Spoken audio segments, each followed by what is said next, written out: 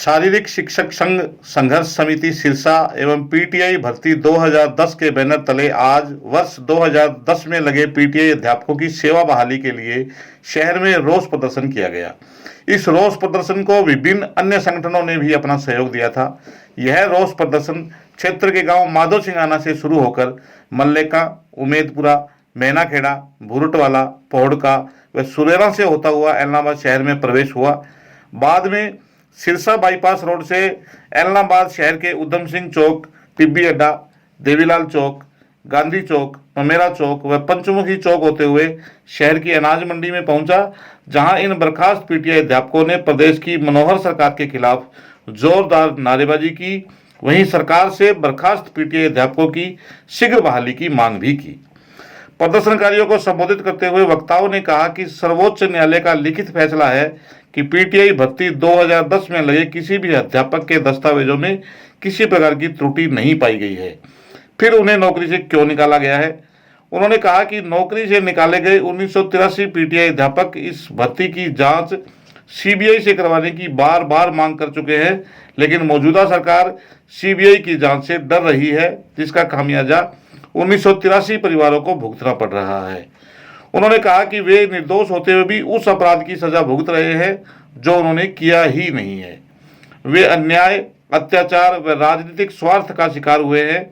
उन्होंने समाज से अपील की कि उनके साथ हो रहे धक्काशाही का प्रतिकार करें और उनके घरों में बुझते हुए चूल्हों को और बेसहारा होते हुए मासूम बच्चों को बचा ले।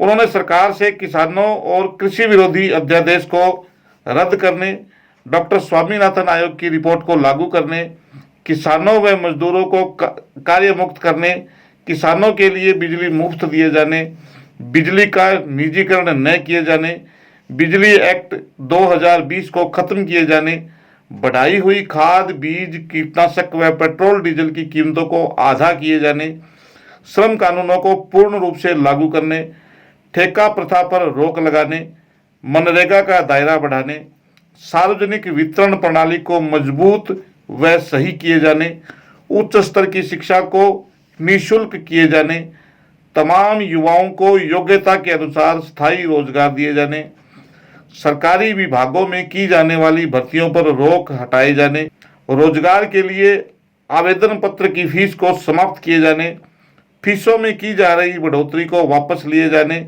विभिन्न कोर्सों में सीटों की संख्या को बढ़ाए जाने और निजीकरण, व्यापारीकरण की नीतियों के तहत सरकारी शिक्षण संस्थानों में सुविधाएं छीनना बंद किए जाने की मांग की। सबसे पहले तो आप सभी मीडिया के साथियों का बहुत बहुत धन्यवाद, जो इतनी चिलचिलाती धूप में, गर्मी में आप सब साथी हमारी कवर करने के लिए आए। साथियों, मैं आपके माध्यम से बताना चाहूँगा इलाहाबाद की जनता को कि आज जो 45 डिग्री टेम्परेचर में हम यहाँ ऑन रोड हैं, वो एक विशेष मकसद के तहत है, क्योंकि सरकार ने जो तानाशाही हमारी कर्मचारियों पर अपनाई है, सुप्रीम कोर्ट की आर्ट और लॉकडाउन का बहाना बना के साथियों को जो सरकार ने 2000 परिवारों को जाड़ने का काम किया है, आज हमारे घर में जवान जैसा मातम है। और मैं ये चाहता हूँ सरकार से, आपके माध्यम से मांग करता हूँ कि हमारी जो पंचायत साथियों को सरकार ने लॉकडाउन के कारण निकाला है, उनकी सेवा बहाल की जाए, क्योंकि आज आप कालका से लेके और इलाहाबाद दूसरा छोर पहुंच गया ये, और उधर महेंद्रगढ़ नानौर से लेके और दूसरा अपना तोशाम लोहारू तक सब जो चल रहा है हमारा, तो सारे के सारे हर डिस्ट्रिक्ट हेडक्वार्टर पे, हर तहसील हेडक्वार्टर पे, हर ब्लॉक हेडक्वार्टर पे हमारा धरना चल रहा है। हर एक जगह हमारे कम से कम आज 55 दिन हो गए, और 55 दिन में हमारी ये उपलब्धि है कि जितने भी संगठन है, चाहे वो कर्मचारी संगठन है, चाहे वो व्यापारिक संगठन है, चाहे धार्मिक संगठन है, चाहे पंचायती संगठन है, सारे के सारे संगठन सिवाय एक बीजेपी और जेजेपी को छोड़ के सभी संगठन हमारे साथ हैं। सभी का हमें भरपूर सहयोग मिल रहा है।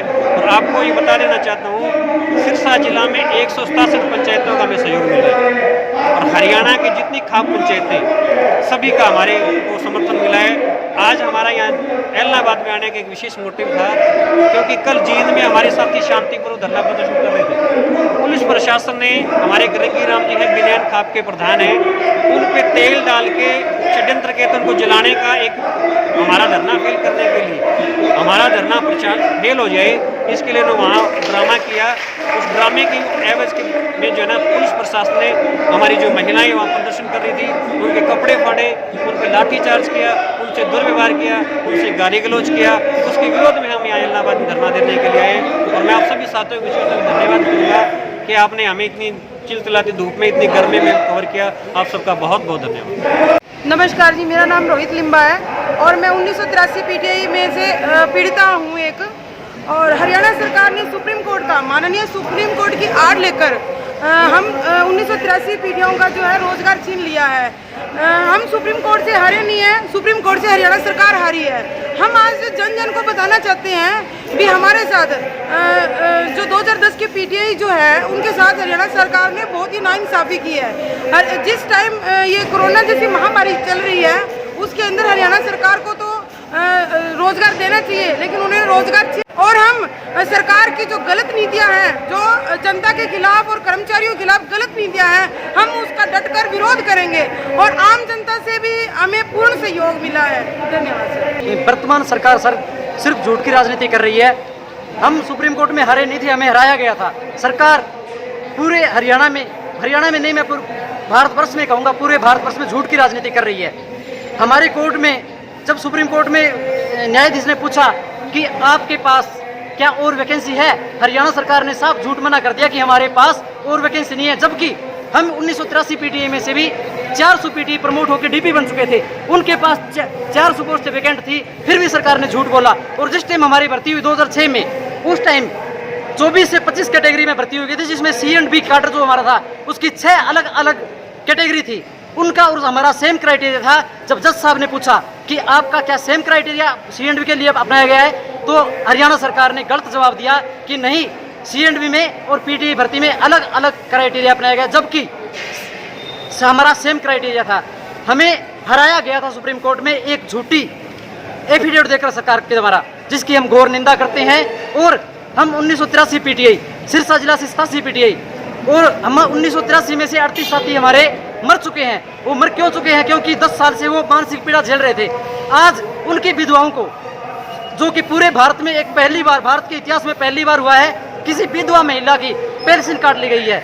जो उनको पति की मौत के बाद जो एक्स ग्रेशिया राशि मिलती है वो उनकी बंद कर दी गई है, जो कि ये काला काम हरियाणा सरकार ने किया है। ये घोर निंदनीय है। मैं आम जनता से अपील करूंगा कि हमारे साथ जुड़े और हमारा सहयोग दे, ताकि युवाओं जो कि रोजगार पाने के लिए लाइन में लगे हैं उनके साथ हम जैसा बर्ताव न हो। धन्यवाद सर। सर, मैं 1984 जो पीटीआईओं को आज हरियाणा सरकार ने नौकरी से बर्खास्त कर दिया, उनमें से एक हूँ। तो मैं आपको बता देना चाहती हूँ सर कि हमारे पिछले 28 दिनों से हमारा धरना प्रदर्शन चल रहा है सरकार के खिलाफ। सरकार हमारी कोई भी बात सुन नहीं रही है और माननीय सुप्रीम कोर्ट ने खुद कहा है कि इन 1983 पीटीआई में से किसी के डॉक्यूमेंट्स में कोई कमी नहीं है। सारे जो 1983 पीटीआई है वो बिल्कुल सही है, उनकी किसी डॉक्यूमेंट्स में कोई कमी नहीं है। फिर भी ये सरकार जो अपने हर धर्मिकता अपना रही है और हमें पिछले 28 दिनों से बैठने पे मजबूर कर रही है। कल भी जींद में हमारे जींद के अंदर जो प्रदर्शन हमारा हो रहा, जो धरना प्रदर्शन हमने शुरू कर रखा था, वहाँ पे हमारे जो पुलिस प्रशासन ने बहुत ज़्यादा गलत किया है। वहाँ हमारी जो लेडीज़ बहनें थी उन पर लाठीचार्ज भी किया गया, उनके कपड़े तक फाड़ दिए गए। तो हम इस सब का प्रदर्शन, इस सब के लिए प्रदर्शन करने जा रहे हैं और हम इस प्रदर्शन को जारी रखेंगे। मैं मास्टर शमशेर चोरमार, मैं एक जेवीटी अध्यापक हूँ। मैं इसमें प्रभावित तो नहीं हुआ, लेकिन हमारे भाई बहन हैं जो वो लगभग 1983 इनकी रोजी रोटी छीनी गई। अकेली इनकी रोजी रोटी नहीं छीनी गई, मोदी और खट्टर सरकार पूरे सरकारी महकमे को बेचना चाहती है। और आने वाले जो युवा हैं, जो नौजवान भाई हमारे जिन्होंने अलग अलग कोर्स किए हुए हैं, उनको आगे कोई रोजगार नहीं मिलेगा।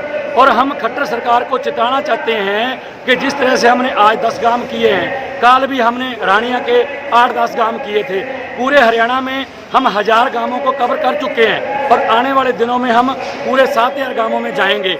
हम खट्टर सरकार को, एजुकेशन मिनिस्टर श्री कंवरपाल गुर्जर जी को चेताना चाहते हैं कि समय रहते हमारे साथियों को बिना देरी के उसी पोस्ट पर वापस ले लें, नहीं तो हम इस जो धरना प्रदर्शन है हमारा, इसको और आगे बढ़ाएंगे। हम लाठी गोली से डरने वाले नहीं हैं और बिना देरी के वो हमारे साथियों को सेवा में वापस ले। जैसे कल जो घटना हुई जींद में, वो हमारे सामाजिक संगठनों के साथी थे हरंगी राम जी, उन्होंने जो अपनी इच्छा मृत्यु का जो लेटर माननीय राष्ट्रपति जी को भेजा था और कहा था कि नहीं, मैं अपने आप को आत्महत्या कर लूँगा, पीटीआईओं को, साथियों को बहाल कर दो। उन्होंने 5 दिन का टाइम दिया था, लेकिन सरकार के प्रशासन के कुछ शैतान लोगों ने उनके ऊपर मिट्टी का तेल डालकर आग लगाने की कोशिश की और उल्टा उनको ही जेल में बंद कर दिया। और हम कहना चाहते हैं जींद जिला प्रशासन से, एसपी जींद से, कि आज शाम तक बाइज्जत बासम्मान अगर रंगीराम जी को रिहा नहीं करती तो हमारा ये धरना प्रदर्शन ये और उग्र रूप लेगा और इसकी जिम्मेदारी पूर्णतः खट्टर साहब की, दुष्यंत जी की और एजुकेशन मिनिस्टर की होगी। और बिना देरी के इन साथियों को सेवा में वापस ले, इससे कम हमें कोई मंजूर नहीं है। माननीय चौधरी रणजीत सिंह जी की प्रधानगी में इन्होंने एक तालमेल कमेटी बनाई थी कर्मचारियों से बात करने के लिए, और हमने भी उसी के आगे बातचीत के लिए 21 सदस्यीय कमेटी बनाई हुई है। हम कोई कॉन्ट्रैक्ट बेस पर, कोई एडहॉक बेस पर या किसी जैसे गेस्टों को इन्होंने 26,000 पर रखा है, ये हमें मंजूर नहीं है। हमारे साथियों को जो पूर्णतः पूरी पे मिल रही थी, 10 साल से ऊपर इन्हों की सेवा थी, उसी को उन्हीं स्कूलों में हम अपनी ज्वाइनिंग लेंगे। हमारा अकेला जो है वो हमारी नौकरी की लड़ाई नहीं, हमारी स्वाभिमान की भी लड़ाई है। 2000 साथी नहीं, हम 10-20 हज़ार सीधे प्रभावित हुए हैं और हमारे लाखों कर्मचारी हमारे साथ हैं। और खट्टर सरकार को और दुष्यंत साहब को हम उप मुख्यमंत्री को चेताना चाहते हैं कि समय रहते उनको पक्का किया तो हमारा प्रदर्शन उग्र हो जाएगा। इसकी जिम्मेवारी हरियाणा सरकारी होगी। धन्यवाद।